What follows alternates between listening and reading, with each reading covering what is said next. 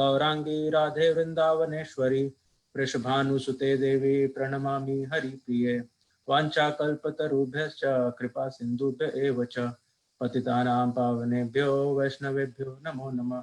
Jai Shri Krishna Chaitanya Prabhu Nityanand Shri Advaita Gadadhar शिवासादि Gaur भक्तवृंद। Hare Krishna Krishna Krishna Hare Hare, Hare Ram Ram Ram Hare Hare.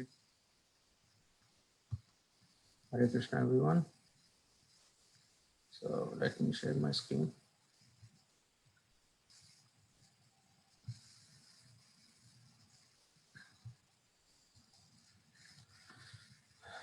So I believe today we'll be discussing chapter 18 verse number 40. I think Pyari Prabhuji completed till verse number 39 yesterday.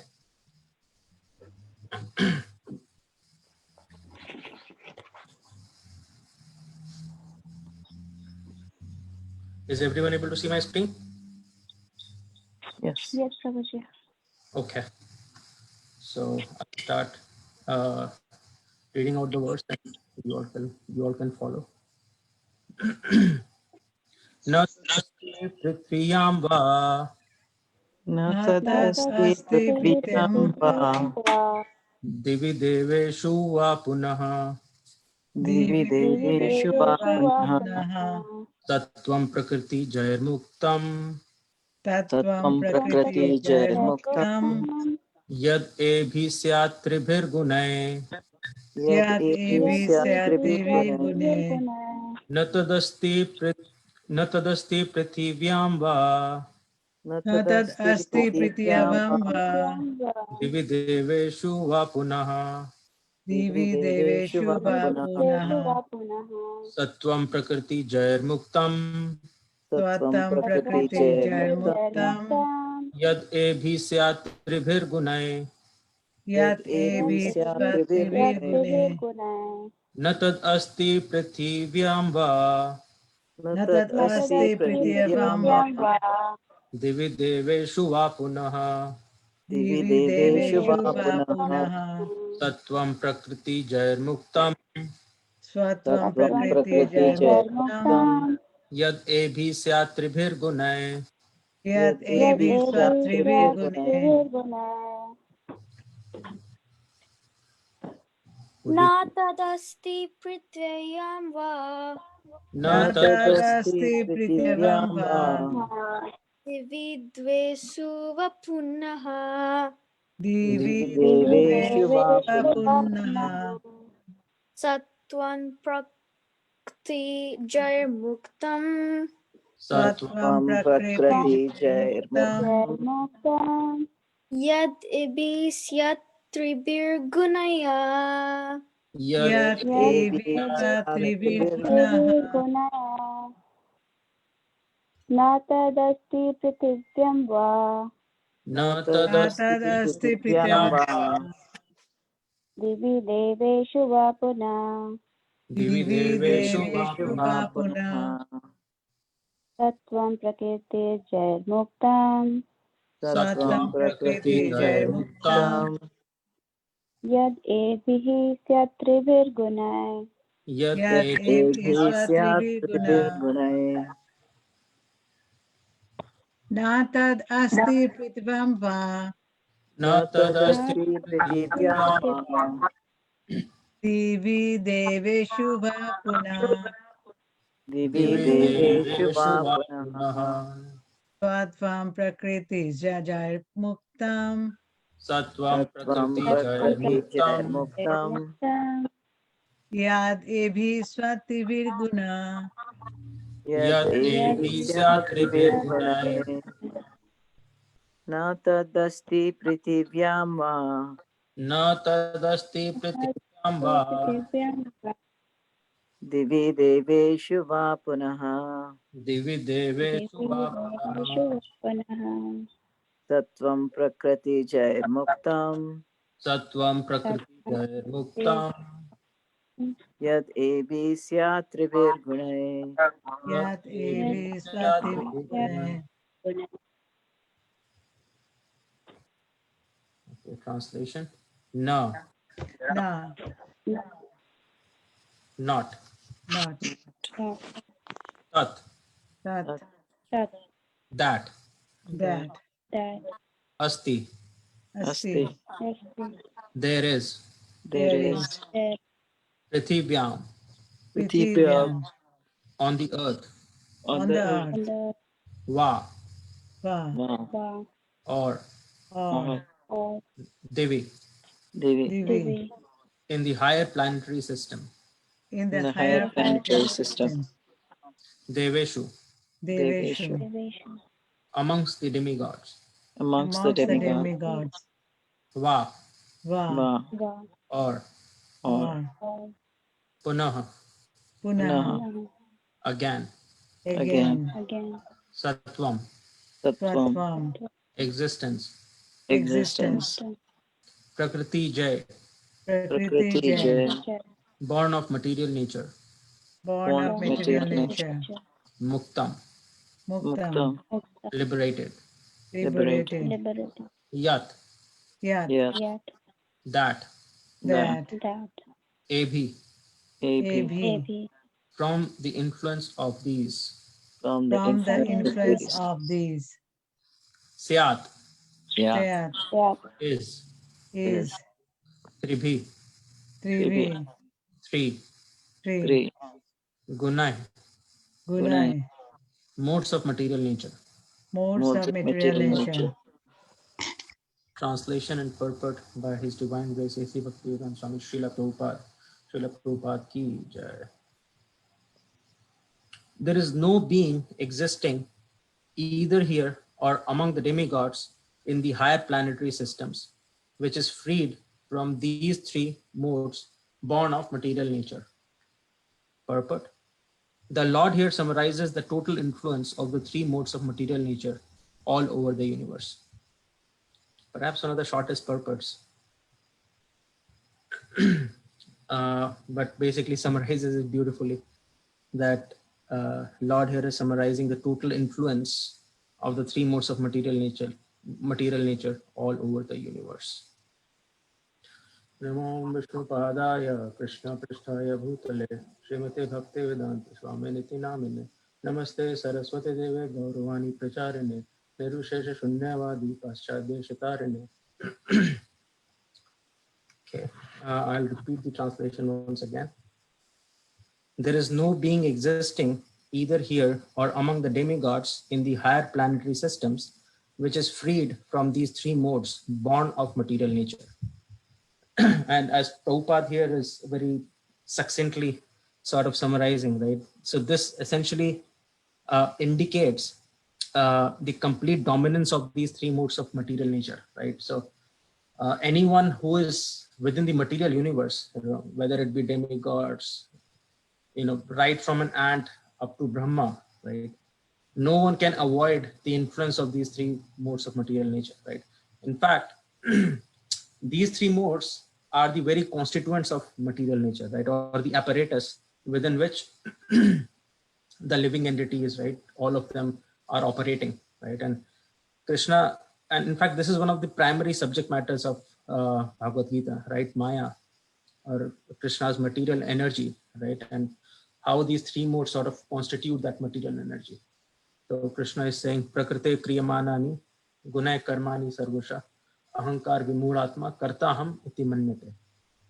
So Prakrite Kriyamanani, Gunay Karmani Sarvasha. So actually it's material nature, right? Which through the three modes of material nature, right? Prakrite Kriyamanani, Gunay Karmani Sarvasha. So all of the living entities, right? All of us are essentially engaged in all kinds of activities, right? And what Krishna is saying is actually we falsely think that it is us who are controlling it, or it is us who are in control of our activities. But if you actually look into it, it turns out that actually it's these three modes of material nature, or material nature through the faculty of these three modes, which is really in control, or which is making us act the way we are acting, right? It does not mean that we do not have a free will and we do not utilize it. And we'll get into a little bit of a detail about how that works. And it is a bit of a complex subject matter, and we'll try to simplify it of course, because the very nature of it is complicated. But since Krishna has stressed so much and talked so much about these three modes, especially in this chapter, right? We could see right from the very beginning, Krishna starts with the various activities, and then how everything, pretty much everything, could be categorized, or he basically indicates that pretty much everything falls under the influence of these three modes, right? So sometimes it would get a little tricky for us to understand how all of that is working, right? But Krishna has very nicely explained that. If we look throughout Bhagavad Gita, you can very easily connect all the dots by following the instructions of Prabhupada and our acharyas, right? They make it easy for us to understand, right? So we'll try to get into that discussion a little bit today to understand how is it that Krishna is saying that it is actually these three modes that are making us work the way we are, although we do have a free will, right? As we clearly know, and Krishna also clearly mentions, right? So how that is working. Krishna also mentions Devi hi ashagunumai mama maya duratya mam eva hi prapadyante maya metam tarantite. Right. So again, here the importance or the force of these three modes of material nature, right? Krishna is just exhibiting that or making it comprehensive for us, right? So he's saying Devi hi ashagunumai mama maya duratya. So duratya means it is very difficult to overcome, right? Devi hi aisha gunamai, right? These gunas, again, he's talking about the three modes of material nature, right? So my material nature, or the Maya Shakti, right? Maya Devi, which is comprised of these three modes of material nature, right? It is very, very difficult for anyone to overcome the influence of that. And only by surrendering unto me, right? Mam evahi prapadyante mayam etam taramtite. Can a living entity get beyond the influence of these three modes, right? Again, a pretty loaded verse, right? But we will again understand, we'll try to understand how what Krishna is saying is actually making a lot of sense, right? If we look throughout Bhagavad Gita, how everything sort of comes together and it actually makes sense, right? So we have to understand the modus operandi of these three modes, right? They are so intricately connected to everything in the material world, right? And what is our interaction with them? How do we interact with these three modes? And why do we interact with these three modes, right? What is the driving force for us to interact with these material modes of nature?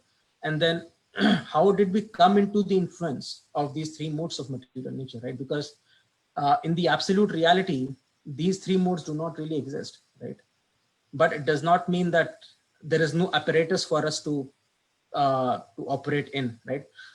So there is Yogmaya in the spiritual world, just like in the material world, we have Mahamaya, which is comprised of the three modes. In the spiritual world, we have Yogmaya, right? So that facilitation, that apparatus is still there, even in the spiritual world, right? But that is the purest form, right? So that facilitates the true happiness, right? So now we'll start to sort of disintegrate or start to identify how all of this works, right? So we'll try to get into a little bit of that, right? So in the spiritual world, what happens is, I mean, if we look at ourselves, Krishna in Bhagavad Gita is describing about his energies, right? And how we, the living entities, are the superior energy of Krishna, right? And how these, all of these five elements, right? And then beyond these five elements, mind, intelligence, and ego, right? All of these are inferior energy of Krishna, right? So Krishna is saying, Bhumir apo nalo vayu, kam man buddhir evacha, ahankar itiyam me bhinna prakriti ashtada, aparayam itasta anyam, prakriti vidhi me param, jiva bhuta mahabaho, ya idam dharite jagat. This is Krishna is saying. So Bhumir, apo, nalo, vayu, and kam, right? These are the five gross material elements, right? So Bhumi means earth, Apo means water, Anil means fire, Vayu means air, and Bhumir Apo Nalo Vayu Kam means ether or vacuum, right? So Bhumir Apo Nalo Vayu Kam, and then Man Buddhir Evacha Ahankar, right? So Man means mind, Buddhi means intelligence, and certainly the false ego, right? The ego basically, right? Mind, intelligence, and ego. These 8 comprise of what? The inferior energy of Krishna. Bhumir apo nalo vayu kham man buddhi revacha ahankar itiyam me bhinna prakriti ashtada. So these are the 8 separated energies of Krishna, right? And then he's saying aparayam itasta anyam, right? Aparayam means beyond these or superior to these, right? Aparayam itasta anyam prakriti vidhi me param. There exists a superior energy. Param means superior. So there exists a superior energy of mind. Jiva Bhuta. Jiva Bhuta means the living entities, right? So he's referring to the living entities as the superior energy, right? And these 8 components or these 8 elements as the inferior energy. But all of it is the energy of Krishna, right? And the question may arise, what is really the difference between the superior energy and the inferior energy, or the living entities and all of these 8 different the gross elements, mind, intelligence, and ego, right? What's the difference between the two, right? So the difference really is that we are called the superior energy because Krishna has given us a free will, right? We, by our very nature, we have a free will, right? Whereas these 8, they are primarily controlled directly by Krishna, or basically they are controlled by the superior energy, right? In the case of mind, intelligence, and ego, we have some control, and of course, the Parameshwara, Krishna sitting inside our hearts as Parameshwar, right? Or the super soul, right? That also exerts an influence, right? Because it is the supreme controller, right? So the inferior energy is always controlled by the superior energy. Superior energy. So we have a free will, and Krishna has the supreme will, right? He's the complete controller or the absolute controller, right? So that's the primary difference. The other aspect we have to understand is Krishna is mentioning Mamevamsho Jiva Loke, Jiva Bhuta Sanatana, Manasasthani Indriyani, Prakriti Sthani Karshati. So, Mam Ev Ansh, right? Krishna very clearly is saying that all of these living entities are actually my part and parcels. Mam Ev Ansh, Ansh means part and parcel, right? Mam means me, Ev means certainly, right? So, Mam Ev, so we are all basically parts and parcel of Krishna. Mamev Anshu Jiva Loke. Jiva Loke means in this material world. Jiva Bhuta means living entities. Sanatana means eternal. So although the living entities are eternal, but we are struggling very hard. Prakriti Sthani Karshati. Karshati means struggling very hard, and Krishna is calling it Prakriti Sthani. So we are all situated in this Prakriti or the material energy of Krishna. Again, the reference to these 3 modes, right? Goodness, passion, and ignorance, right? So Prakriti, you would see wherever Krishna is referring to the living entity and its relationship with the inferior energy. So that relationship is really facilitated by, in this material world, right? It is facilitated by this Prakriti or Maya Shakti, which is comprised of the 3 modes, right? So this is the apparatus where we are operating, right? Now let us understand the description that Krishna gives about his energies, right? So these 5 elements, we very well understand that this body is made up of the 5 gross elements, right? That Krishna is mentioning, which is earth, water, fire, air, and ether, right? So these 4, earth, water, fire, air, ether, right? These 5 are basically comprising of the gross body, right? And then as we understand, we have a subtle body, which is mind, intelligence, and ego, which is also basically material because they do not have a free will, right? They're not the controllers, right? And then comes the living entity, right? Which is actually exerting its control on the subtle body, and through subtle body to the gross body, right? So that's how it works, right? So at the very top level is the living entity. Then comes the ego, which in the material world is essentially called the false ego, right? And what is that? So we, in our true identity, we are parts and parcels of Krishna, right? So Krishna is Satchidananda Vigraha, whereas we are his part and parcel, right? So we are also always seeking for that pleasure or that anand, right? Because Krishna is supremely happy, and by our interaction with Krishna, by serving Krishna, right? So our true identity is that we can be happy by serving Krishna, right? So that's the real identity or the true ego, right? So our true ego is that we are all parts and parcels of Krishna, and we are all seeking happiness because we are part and parcel of the supremely happy Krishna, which is Satchitananda Vigraha, right? And by serving him in a loving relationship, we derive pleasure, right? And although Krishna is also supremely happy, right? But at the same time, it is very, very clear from the scriptures, and Krishna himself says that he derives a lot of happiness and pleasure by interacting with the living entities, right? In a mutually loving relationship, right? So when Krishna, as we see in Mahabharata, right, when he's driving, he becomes the chariot driver of Arjuna, right? Although that may seem to be a menial job, right? But that's the relationship that we share with him.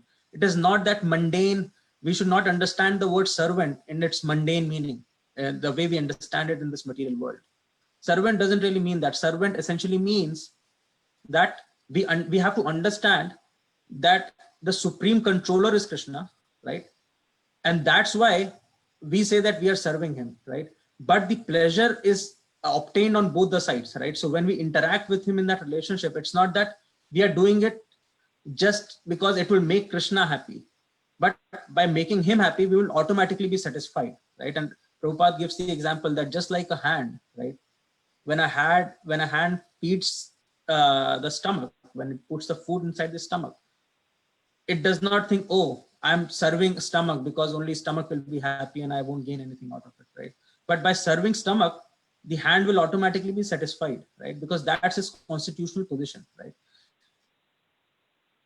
Our constitutional position is to be engaged in that loving relationship with Krishna, right? And that's why we use the word service, right? So we serve him in that way. And by doing that, we can be completely satisfied. And Krishna also enjoys that. Although he's supremely happy, he is not dependent upon anything or anyone for his happiness, but he has a unique relationship with each and every individual living entity, right? And therefore, he tries everything. He has provided all sorts of facilities to reclaim all of the living entities who are in this material world on account of what? On account of misidentifying ourselves with this material world and getting forgetful of the fact that we can only be happy by serving Krishna, right? So we start to misidentify our true identity as being the part and parcels of Krishna and as being the servants of Krishna. We want to become the supreme controllers ourselves, right? And that's what causes the true ego to become false ego, right? So false ego is basically the seat of identity, right? It identifies us with these three modes of material nature, right? So we are the seat of what? The living entity itself is the seat of what? It is the seat of free will, right? And what does the free will, how does he utilize the free will? To be happy, right? So we may utilize our free will to serve Krishna and gain true happiness out of it, or we may utilize our free will to serve these three modes of material nature. And by doing that, we can perceive a false sense of happiness, right? So we tend to utilize that free will to achieve what? To achieve happiness, right? Because we are all part and parcel of Satchit Ananda Vigraha, right? Krishna himself is the embodiment of supreme happiness, right? Because we are his part and parcel, that's why we are also seeking happiness. And when we start to misidentify our sense of happiness by serving the three modes of material nature instead of Krishna, that's where true ego turns into false ego, right? And then comes the next in line is, after ego comes intelligence, right? And then intelligence, from intelligence then comes mind, and then we have the gross body, right? As we see it, right? So if we look at that, right, so the gross body is really the seat of action, right? That's where all of the action takes place. Because mind, if there is just mind, it cannot really do anything, right? We need, for us to be able to interact with these gross elements of which this material world is made up of, we need this gross body to be able to interact with it, right? So the gross body is really the seat of action. Then the mind, who could tell me mind? What is the role of mind? Can anyone tell? To direct. Sorry? To direct. Well, so mind is more for experience, right? So the gross body gains all of these signals, right? The gross body gaining all the from yourself, from the spirit soul, you're saying. Yeah. So what happens is, let's say if I eat a sweet, right? So the tongue is taking that sweet, right? And the signal goes to the mind, and the mind is the one that translates it as a happiness or distress kind of situation, right? So it is the seat of experience, right? So just like the gross body is the seat of action, mind essentially stores those experiences, right? It translates those signals into experience, right? And then after mind comes intelligence. Now, who could tell me what's the role of intelligence? Discrimination. Yeah. Yeah. So we could really say that intelligence is the seat of knowledge, really, right? It, as you rightly pointed out, Mataji, to discriminate, right? Or any knowledge that we gain, right? That's intelligence objective is to essentially translate that knowledge, right? So we act by the gross body, right? Those actions get translated into the experience by mind, right?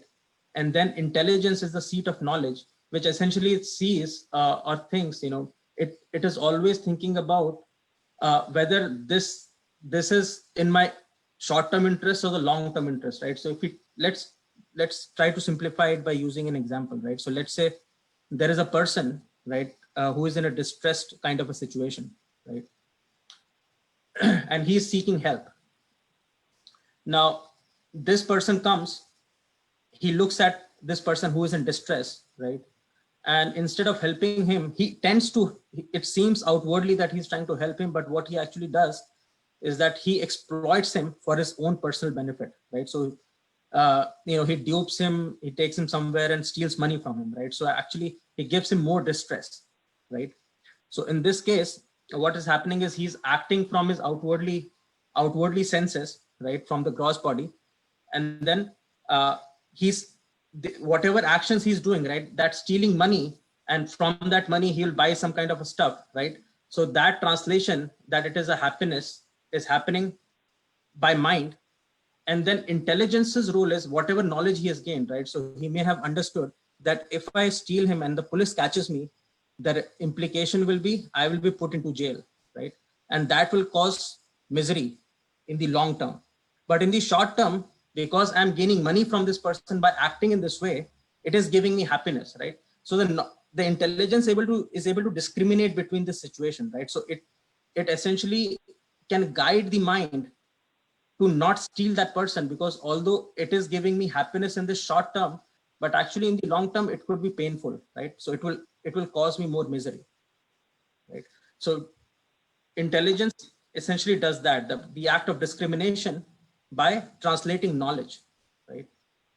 And then because of ego, because of our false ego, because we are identifying ourselves with this body, right? We are experiencing this, and all of these signals are essentially being sent to the soul itself, which then utilizes its free will to act in a certain manner, right?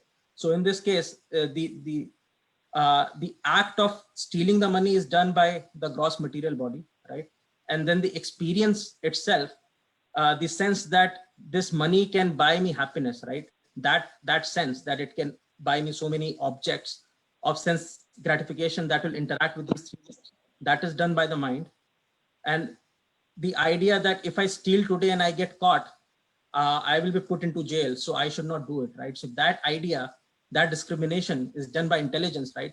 And then all of this information is being sent to the living entity itself, who has the free will, and based on all of this, it decides how to utilize the free will, right? Whether I should steal or I should not steal, right?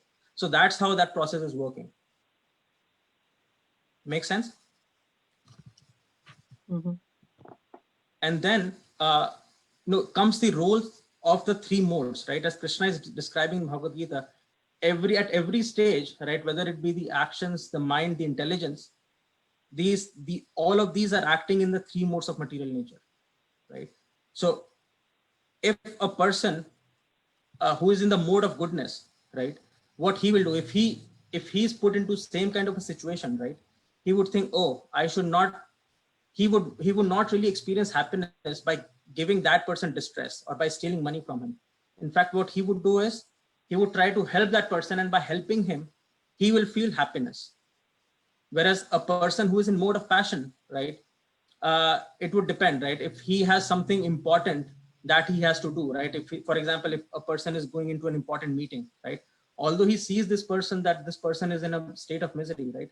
but he may think that, for me it is more important to attend that meeting, because that is what will give me immediate material pleasure, right? So although he is not really enjoying the distressful situation of that person, but he doesn't really help that person because he's more motivated on his urge to make money through his material endeavors, right? So that's the situation of a person who is in mode of passion, right? So that's how these three modes are acting through these faculties, right? Whether it's the gross body, mind, and intelligence, and they're sending these signals to the living entity that then utilizes the free will based on how much is that person gets influenced by these three modes, and then he acts accordingly, right? And then when he acts accordingly, right, that creates a reaction, right, based on the laws of the karma that results in a certain kind of a fruit, and then that person sort of then again engages himself in enjoying the fruits of that action, and then that cycle goes on, right? So we keep acting in this way under the modes of the three modes of the material nature. They keep generating the fruits, we keep enjoying the fruits, and then sort of becomes a vicious circle, which is never ending, right? And then Krishna is suggesting the only way is for us to go beyond these three modes of material nature. And what is the process for that? How does that happen? When we follow the process as has been described as a devotional service of Krishna consciousness, right? When we read scriptures, so when we read scriptures or we interact with the devotees or we listen to what the acharyas are saying, right? So all of that as a knowledge, it comes to us, and then intelligence kicks in, and it gradually sees, okay, so my long-term, actually I'm not this body, I'm actually the eternal servant of Krishna, right? So it gradually, when that sends the signals, all of these different components are acting in a close coordination, and gradually the false ego is transformed into a true ego or the true identity, and then we start to identify ourselves as the servant of Krishna, right? So that's how that process works.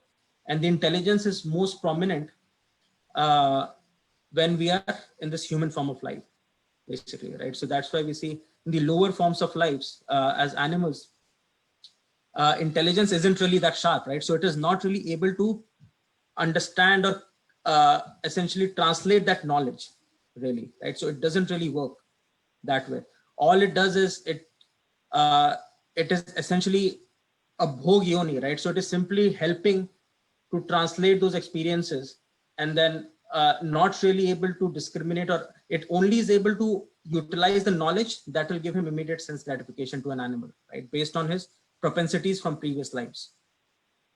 That's why when we take a human form of life, it is extremely important for us to understand the importance of this human form of life, and to be able to utilize our intelligence by absorbing this knowledge, right? The spiritual knowledge, by associating with the devotees, based on which we can gradually purify ourselves, right? And we can really transform that false ego into the true ego, which is, or the true identity, which is to serve Krishna, that we are eternal parts and parcels of Krishna, and our true happiness lies in engaging in the loving service of Krishna, right?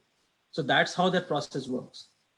And at the root of all of this is, I mean, someone may ask the question that, why did it really happen at the first place, right? So true ego got transformed into a false ego, right?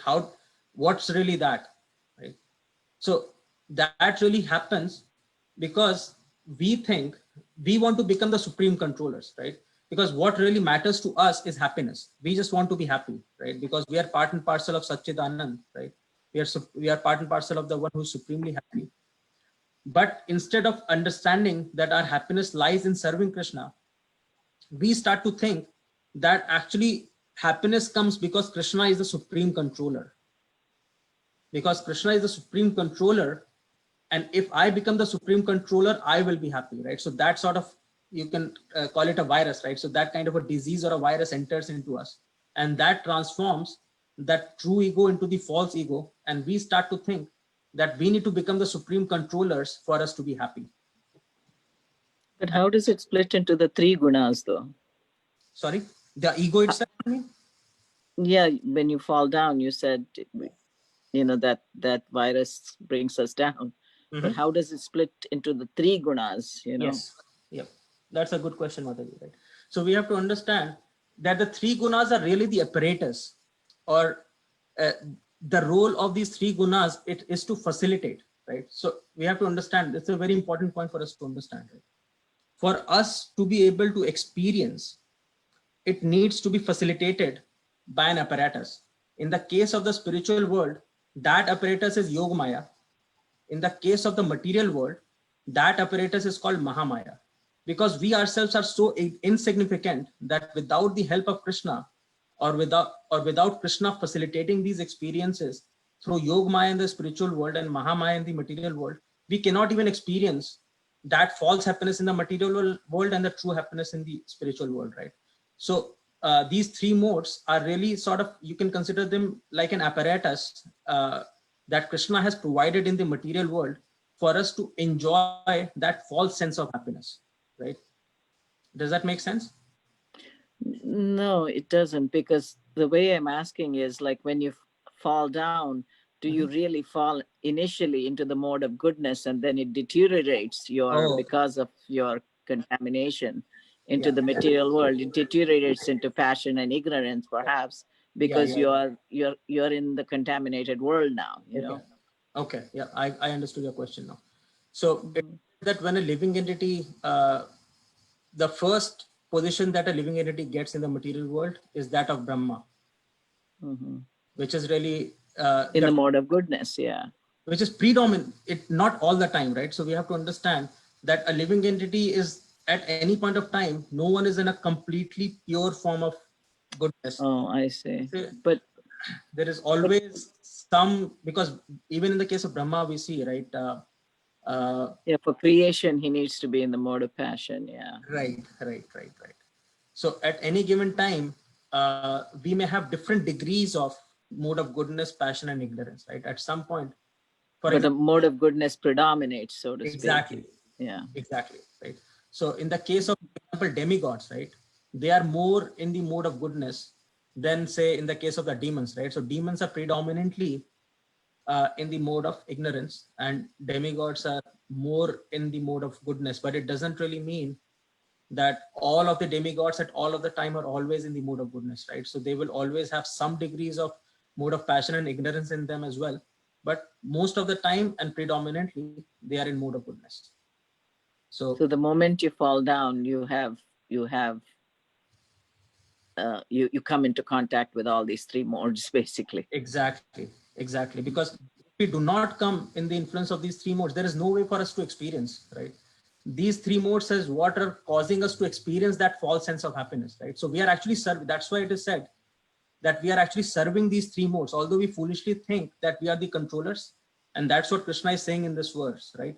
Prakrite kriyamanani gunai karmani sarvasha ahankar vimudatma kartaham iti manyate. That's why Krishna is saying that it is actually these three modes that are engaging us, right? If these three modes do not really exist, we won't really do anything, right? We won't really have the ability to do anything. And that's why Krishna is saying that it's actually these three modes, because our free will is really driven by our interaction with these three modes. If that interaction is not there, the free will not really have anything to take us to, right? Or, for us to be able to experience anything, right? So these three modes are what are facilitating that experience. And freedom from these three modes can come only by Krishna's grace and mercy, again, taking shelter at his lotus feet. Absolutely, right? But what is important is our free will. We will have to direct. Right. We would want to do that. Exactly, right? So that the idea of the free will is very important, right? Free will, and also this concept also helps us to understand, right, the initial contamination that we got. What we initially thought was that by being the controllers, we can be happy, but there cannot be nothing further from the truth. And how can we say that with complete certainty, right? I mean, some person may argue that how are you so sure that controlling doesn't really give Krishna the happiness or his position as the supreme enjoyer? So that we can understand by the very fact that Krishna gave us the free will indicates that he is not really interested in control. What he's really interested in is the loving mutual relationship, right? The interaction that we have with Krishna, right? So that's what is giving him pleasure. The control is there simply to facilitate that experience. You see the point? Because he was really interested in controlling, right? And that's what was giving him pleasure. As soon as this corruption comes into us, he could have taken that free will from us, right? He could have said, okay, I won't allow you to go anywhere because what I really enjoy is controlling, right? In that case, he could have taken the free will, right? But Krishna never does that. In fact, what he has done is he's created this elaborate arrangement, which is called this material world, which is so intricately designed so that we can purify ourselves. The free will always exists, right? Krishna never interferes in our free will or discounts it at any point. The free will is always there. So if Krishna was in fact happy because of the control, there was no point of giving us the free will. He could have taken that free will away, right? And he could have just simply controlled us. But that's not how it works. Krishna, in fact, is giving us that free will and he never interferes into that free will, right? So through that, we can very confidently say that this is nothing but pure foolishness on our part to think that by becoming controllers, we can be happy, right? So that itself sort of helps us to understand, right? So the very fact that we want to become supreme controllers, that approach itself is totally flawed. Because control, although Krishna is the supreme controller, but his position as the supreme controller is not what is making him the supreme enjoyer. What is making him supreme enjoyer is his loving relationship with the devotees. And we could see that from many, many pastimes, right? For example, in the case of the Govardhan Leela, right? Krishna isn't really enjoying that he's lifting that Govardhan hill on his, on the pinky finger of his left hand. I mean, he's doing that effortlessly, right? Because he's just supremely powerful, right? So he naturally has that control that he can simply lift that Govardhan hill without a problem. But what he's enjoying is when all of his cowherd friends, they are trying to support Krishna by putting their sticks under the Govardhan. Oh, this Govardhan hill must be so heavy, it must be giving some kind of a stress to Krishna. So when he sees his cowherd boys do all of that, that's what makes Krishna happy. It's not that, oh, I'm the supreme controller and I'm lifting this big Govardhan hill, right? That feeling is not what is giving happiness to Krishna. You see the point? And through innumerable pastimes, we can very clearly see that it's the biggest foolishness on our part to think that by being the supreme controllers, we can be happy. In fact, it's the total opposite. The control, only Krishna can exert the control because only he has the capacity. In fact, whatever limited control we have, that is also on account of Krishna because he is giving that to us, right? Just imagine if he did not make this elaborate arrangement in the way of this material world by these three modes and everything that he has provided, right? There was no way for us to experience anything, right? So the control is there simply to facilitate that experience. It itself is not the cause of Krishna being the supreme enjoyer. The cause of Krishna being the supreme enjoyer is because of the fact that he enjoys the relationship that he has with each and every one of us, right? And that's also the cause of true happiness for us as well, right? So we should understand it in that way, that if we go back, if we essentially are able to serve Krishna in a mutually loving relationship, that's what will give us absolute happiness, right? So gradually, by understanding this and by understanding how these three modes really work, how our intelligence, which is the seat of knowledge, right? By sort of making an effort, by allowing our intelligence to drive the mind, by listening more to the intelligence than to the mind, we can really purify ourselves and transform the false ego into true ego by practicing Krishna consciousness, right? The process that has been given to us by our acharyas, by Srila Prabhupada, right? By doing that, we can gradually but surely get beyond the three modes of material nature and come to this realization that we are actually parts and parcels of Krishna, and that's where the actual happiness comes. Okay, so I'll take a pause here because it's 7:46 and I'm told that we have to stop at 7:50 today. So we have about 4 minutes. If anyone has any comments, thoughts, or questions. So when we go back to the Shuddha Sattva, so then Buddhi also becomes say, pure buddhi or whatever. Yeah. So, I mean, as we have in the spiritual world also, we have a body, right? So everything is pure, right? Because there are not these three modes, right? Mm-hmm. At that point, true ego understands that our true happiness lies in engaging in serving Krishna, right? So the intelligence is utilized in how to serve Krishna, right? Just like how to serve Krishna. in Vrindavan, we see, some gopis arranging for flowers and making so many different arrangements, right? So all of those things are being done by the true intelligence that given to us as part of the true spiritual body.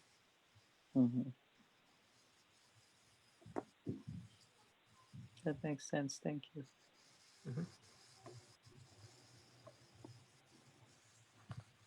Anyone else, any thoughts or comments or questions? Prabhu. Hare Krishna. Yeah, it's a wonderful class. I just want to make a comment. I think you wonderfully explained about the master and servant.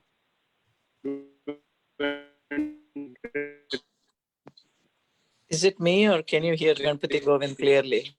I think, Prabhu, your voice is breaking. You're not. Yeah, you're breaking, Ganpati Govind. We can't hear you.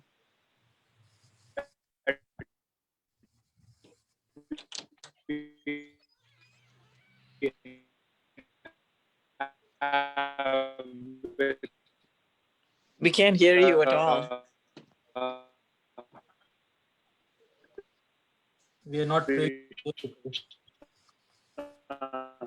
Yeah, there's definitely something's going on.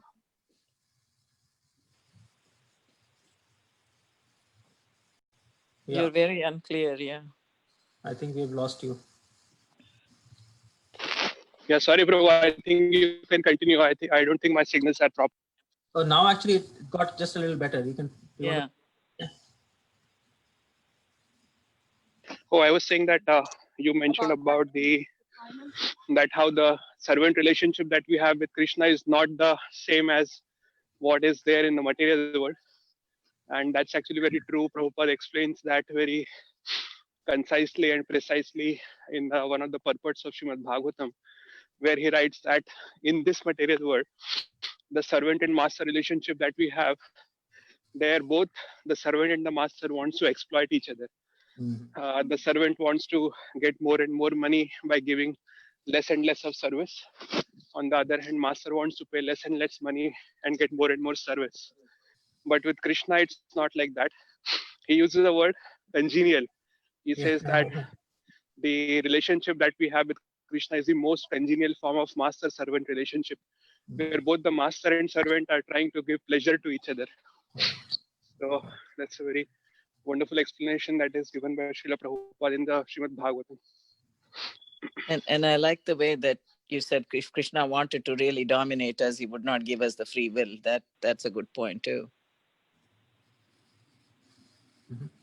Yeah, thank you, Prabhuji, for bringing that up. I think that was very nice. Yeah, absolutely. As you explained, as Prabhupada has given us, right? So, and sometimes I see people get confused on this point a lot, because the very definition of bhakti is devotional service, and we are the servants of Krishna, right? So sometimes the word servant itself, I've seen that it turns off some people, right? Because just the very idea of becoming a servant is not very palatable to many people, right? And that's because we do not really understand the true service, right? And as you rightly pointed out, how Prabhupada is explaining it, right? So I think that explanation is very, very helpful. So thank you so much for that.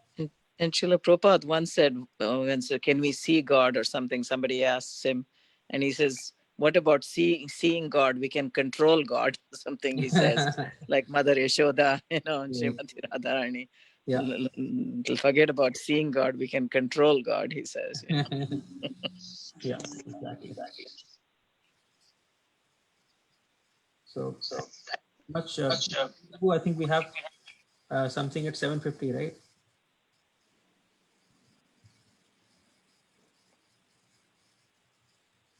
Prabhuji. Sundar Prabhu, are you there? Yes, Prabhuji. Hare Krishna. Hare Krishna. Thank you, Ankur Prabhuji. Thank you, Ganpati Govind Prabhuji. So we have an announcement. Aniket Prabhuji, in fact, they will be going back to India for temporarily for a few months. And on behalf of ISKCON of Connecticut congregation, we are bidding farewell to our dear Aniket Prabhu. So, and Nimisha Mataji. So I would Haribol. Niket Prabhu's Nimisha Mataji. Okay. So on behalf of all friends at ISKCON of Connecticut, we would like to pray. We would pray for your journey, happy journey, and our prayers are with you. So I would like to give it to Aniket Prabhu.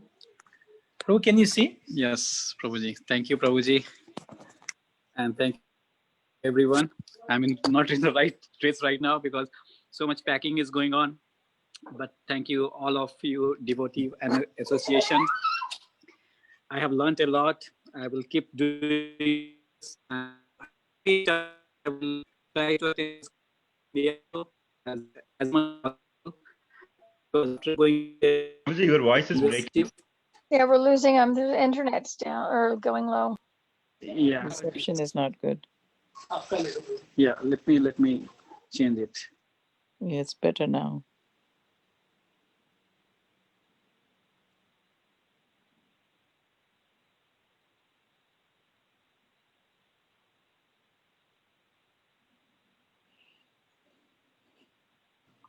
Okay, can you hear me?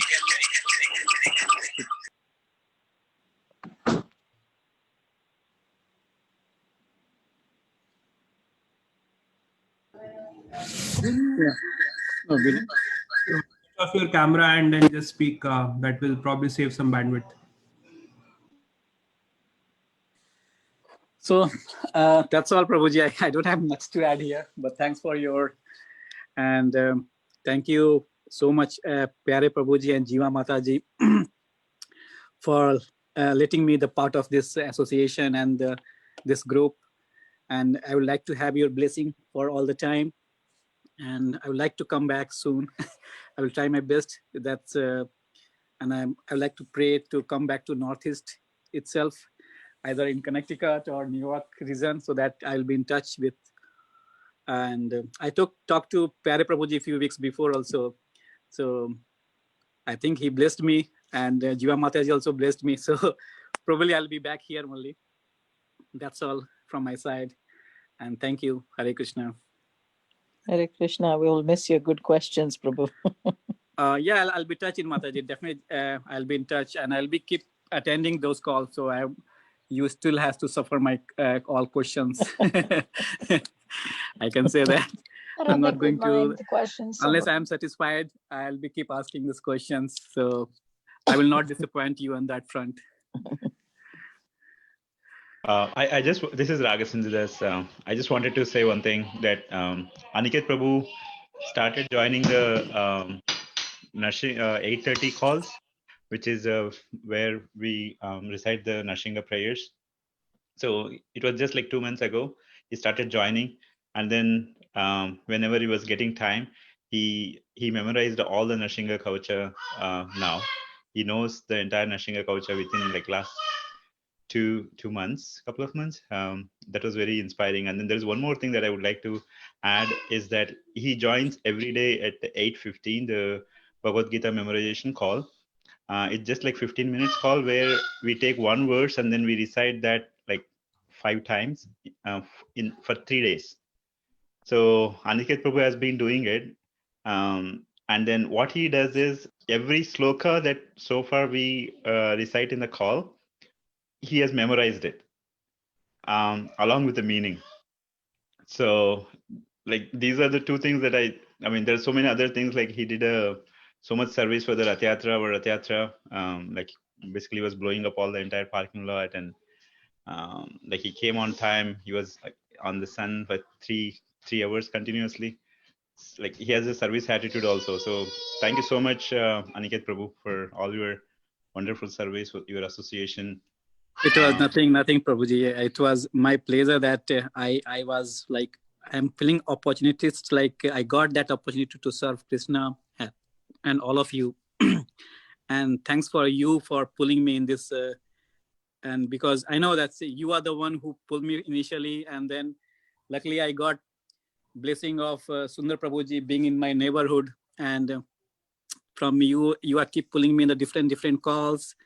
You always ask if you are interested in any kind of a service or anything. So I'm feeling blessed, I can say. So I never think I have done a great job, but I'm just trying to be like all of you, and trying to do some service I can give back to Krishna and all of you.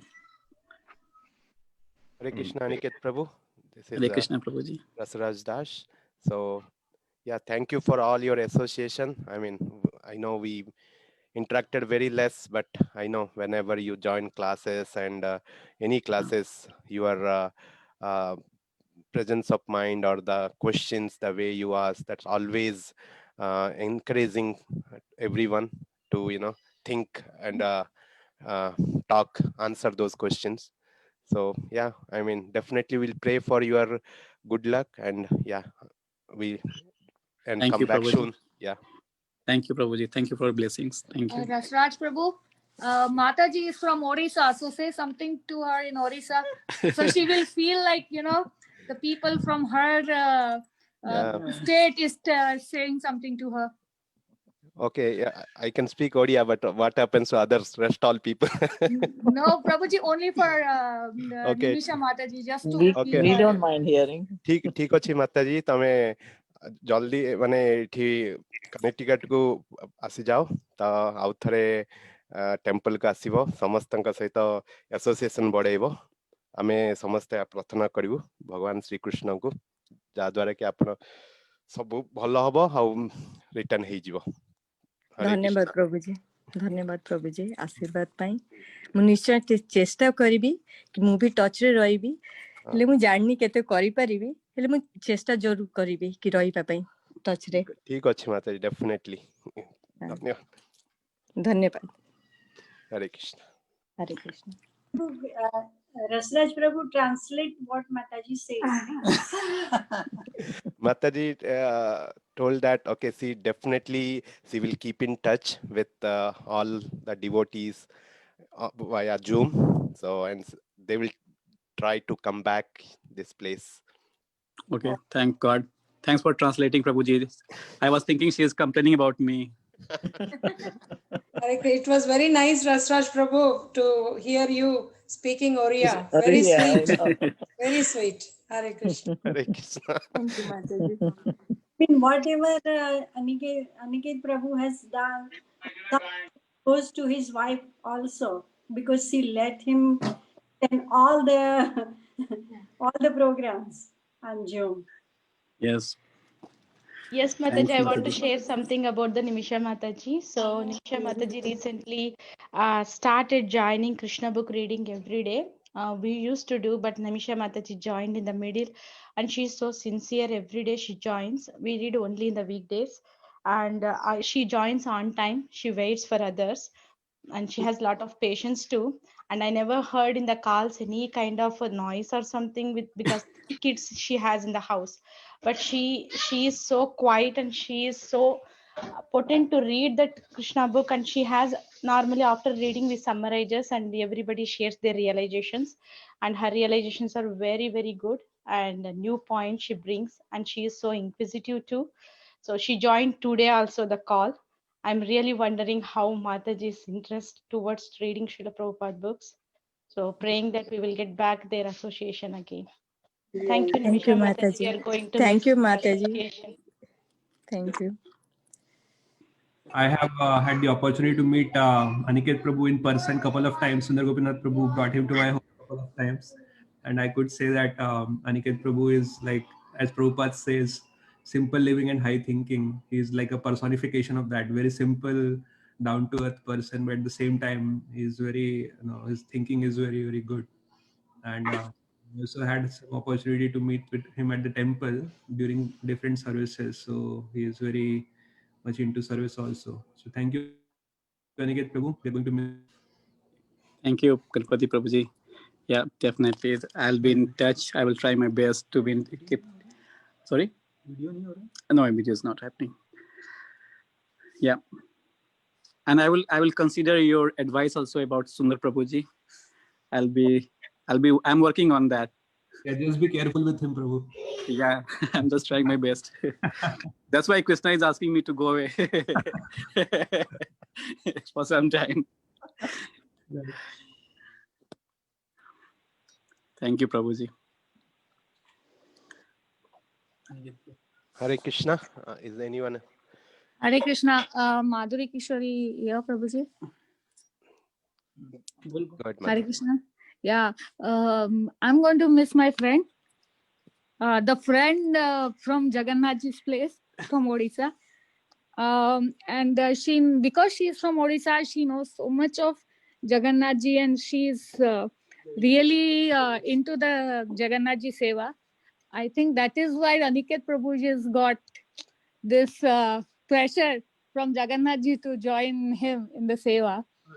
So it's from the wife, it's from the Mataji who is born in that place. So we are happy about her association. And the Subhadra is going to miss Abhigya, Prabhuji's daughter. They are of same age. So it will be more painful for Subhadra than any of us, and for her daughter also. So Nibijaji, thank you for having your association. Puri's people, Odisha's people, it's always nice to have their association. Hare Krishna. Thank you, Mataji. But thank you for saying that Jagannath Puri has added me, but it's not entirely true. When I was in college also, I attended many classes in ISKCON in Bangalore. So I'm in ISKCON touch for a long time, before my marriage also. But after Nimisha, I can say it's making its continuation. Like I'm inconsistent now, I can say that. Thank you everyone. Hare Krishna. So Hare Krishna. Yeah, before everyone leave, if no one has to speak, I have quick announcement. So anyone has to say something to Aniket, please go ahead. Otherwise, I will do quick announcement. I'd like to hear some blessing from Pyare Prabhuji and Jiva Mataji.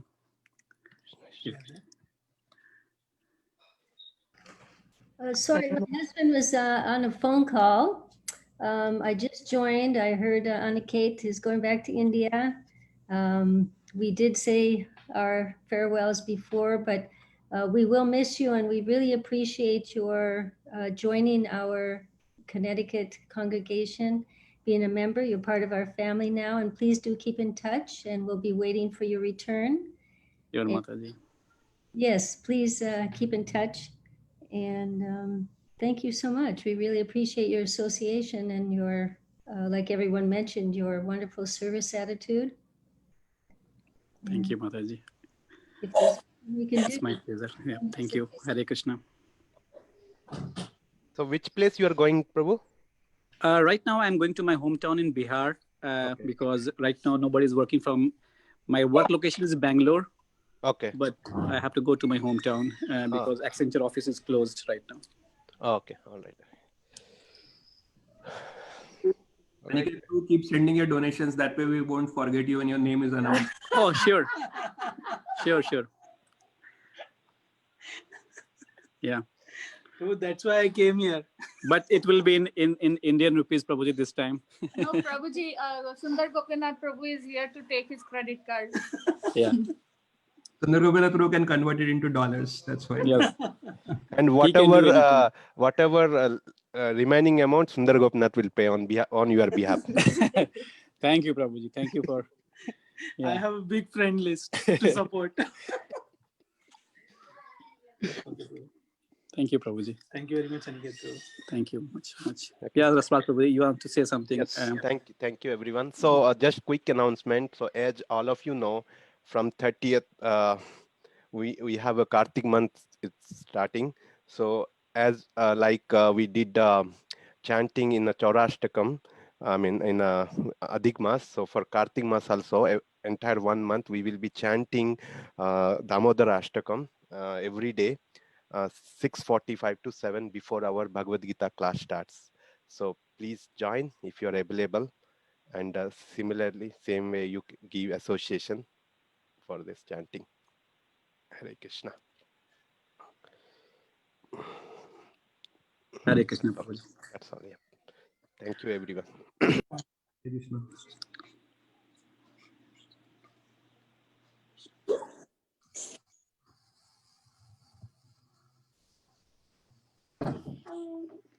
Thank you. Hare Krishna. Hare Krishna. We can close that.